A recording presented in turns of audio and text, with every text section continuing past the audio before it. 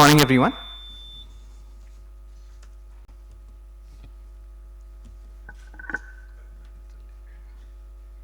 Okay, sorry.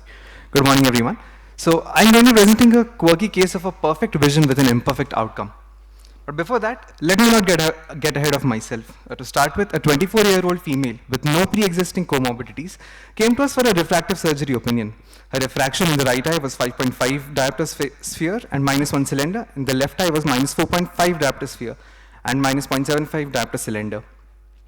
Her slit lamp examination was perfectly normal. Her anterior and posterior segment, including the tear film, was absolutely normal. We investigated her and we found that she had a normal corneal tomography, normal corneal thickness, and normal corneal biomechanics as measured on pentagram and corvus ST. So given the normal findings, the patient then underwent an uneventful CLEX procedure. Well, given the uneventful surgery, we did not expect any surprises, and rightly so. Her visual acuity on postoperative day 1 was 20 by 20 in both eyes. Her anterior segment examination showed a fairly healthy superior side incision with a clear interface, and everything else was pretty much within normal limits. Given the findings, we were expecting to see a smiling patient, but we were instead greeted with an unsightly frown. Our patient still complained of blurring of vision and glare despite reading 20 by 20 on Snellen's chart. So we went ahead and did an aberrometry evaluation with eye trace, and behold, she did have suboptimal visual quality due to scatter of light.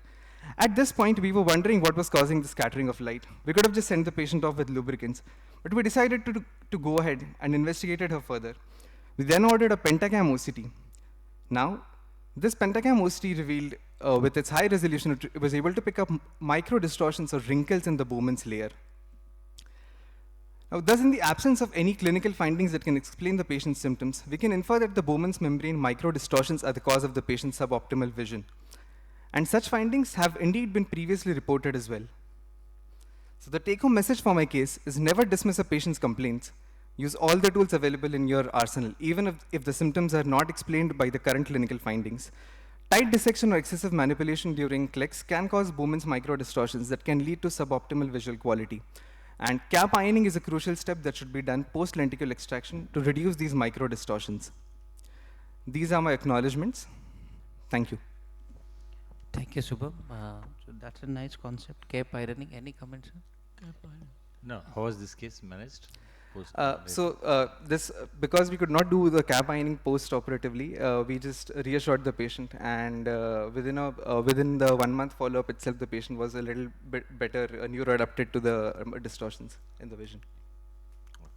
No, I mean that undulations in the Bowman's membrane, no?